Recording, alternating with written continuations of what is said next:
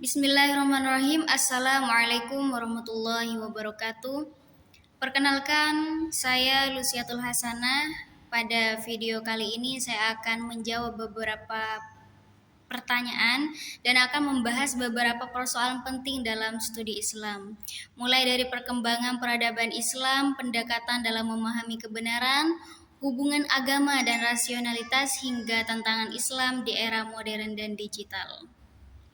Baik, untuk pertanyaan pertama, mengapa peradaban Islam pernah maju dalam ilmu pengetahuan lalu mengalami kemunduran? Baik, menurut saya, peradaban Islam pernah mencapai puncak kejayaan karena umat Islam pada masa itu sangat terbuka terhadap ilmu pengetahuan. Mereka tidak hanya mempelajari ilmu agama, tetapi juga ilmu sains, filsafat, kedokteran, matematika, dan astronomi. Wahyu dan akal berjalan berdampingan sehingga lahirlah banyak ilmuwan besar seperti Ibnu Sina dan Al-Khawarizmi. Namun, kemudian terjadi kemunduran karena muncul sikap fanatik, konflik politik, dan menurunnya budaya berpikir kritis. Pendidikan juga mulai lebih fokus pada hafalan dibanding pengembangan ilmu dan penelitian. Selanjutnya, pertanyaan kedua. Apa perbedaan pendekatan bayani, burhani, dan irfani, serta mana yang paling relevan di era digital? Pendekatan bayani lebih fokus pada teks agama seperti Al-Quran dan hadis. Pendekatan burhani menggunakan logika dan rasio, sedangkan irfani menekankan pengalaman spiritual dan hati.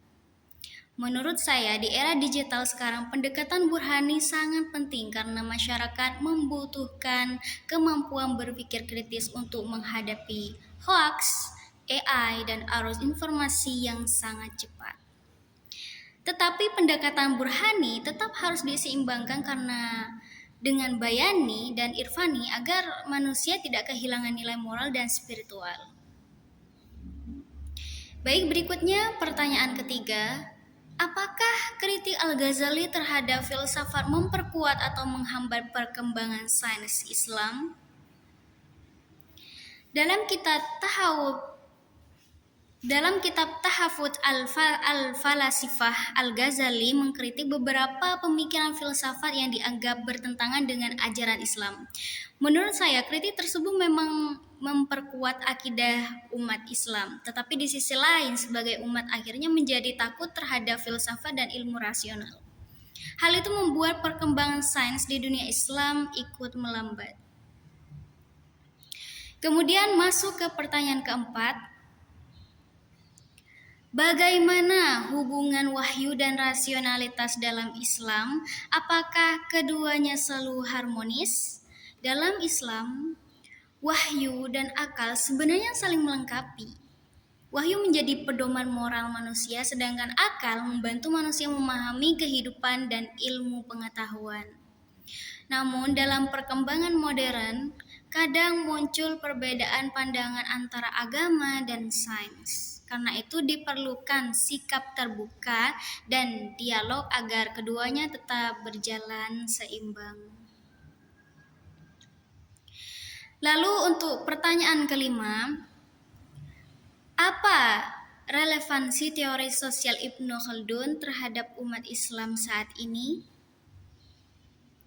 Baik, Ibnu Khaldun menjelaskan bahwa masyarakat memiliki fase bangkit, maju, lalu melemah. Menurut saya, teori ini sangat relevan sampai sekarang.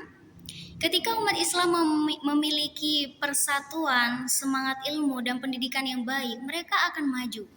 Tetapi ketika terjadi perpecahan, korupsi, dan lemahnya pendidikan, maka kemunduran sosial juga akan terjadi. Seperti itu. Lanjut pada pertanyaan ke-6. Apakah AI dan Big Data akan mengubah otoritas keilmuan ulama? Oke, di era artificial intelligence dan Big Data, masyarakat sekarang bisa mendapatkan informasi agama dengan sangat mudah melalui internet atau AI. Menurut saya, hal ini memang mengubah otoritas keilmuan ulama. Tetapi ulama tetap memiliki peran penting karena AI hanya memberikan informasi, sedangkan ulama memberikan pemahaman moral, sosial, dan spiritual yang tidak bisa digantikan teknologi. Berikutnya di pertanyaan ketujuh. Bagaimana kritik Muhammad Abed Al-Jabari terhadap nara Arab Islam dan stagnasi pemikiran umat Islam modern? Oke, Al-Jabari mengkritik pola pikir Arab Islam yang terlalu bergantung pada tradisi lama tanpa kritik. Menurut beliau, stagnasi umat Islam terjadi karena kurang berkembangnya budaya berpikir rasional dan ilmiah. Karena itu beliau mendorong pembaruan cara berpikir agar umat Islam mampu menghadapi tantangan modern. Kemudian untuk pertanyaan ke-8, apakah pendidikan Islam saat ini masih dominan menggunakan pendekatan bayani? Apa dampaknya bagi peserta didik? Baik, menurut saya, pendidikan Islam sekarang masih lebih dominan menggunakan pendekatan bayani, yaitu fokus pada teks dan hafalan.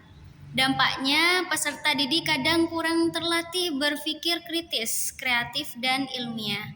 Oleh karena itu, pendidikan Islam perlu menyeimbangkan pendekatan bayani, burhani, dan irfani agar peserta didik memiliki ilmu akhlak dan pola pikir yang sangat luas.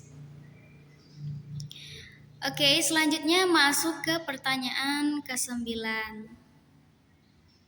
Bagaimana integrasi agama dan sains bisa menjadi solusi krisis moral dan penyalahgunaan teknologi? Baik, integrasi ilmu agama dan sains sangat penting untuk menghadapi krisis moral dan penyalahgunaan teknologi. Sains tanpa agama bisa kehilangan arah, sedangkan agama tanpa sains bisa tertinggal. Jika keduanya digabungkan, teknologi dapat digunakan untuk kemanusiaan, keadilan, dan kesejahteraan bersama. Seperti itu. Dan yang terakhir, pertanyaan ke-10. Bagaimana paradigma baru studi Islam abad ke-21 agar tetap relevan menghadapi perubahan global? Baik, menurut saya studi Islam di abad ke-21 harus mampu menggabungkan wahyu, akal, spiritualitas, teknologi, dan nilai kemanusiaan. Wahyu menjadi dasar moral, akal digunakan untuk berpikir kritis, spiritualitas menjaga hati manusia, teknologi dimanfaatkan untuk kemajuan, dan nilai kemanusiaan menjadi tujuan utama. Dengan begitu, Islam akan tetap relevan dan mampu menjawab tantangan global di masa sekarang maupun di masa yang akan datang. Baik, sekian yang dapat saya sampaikan. Kurang dan lebihnya saya mohon maaf sebesar-besarnya. Terima kasih. Demikian, wassalamualaikum warahmatullahi wabarakatuh.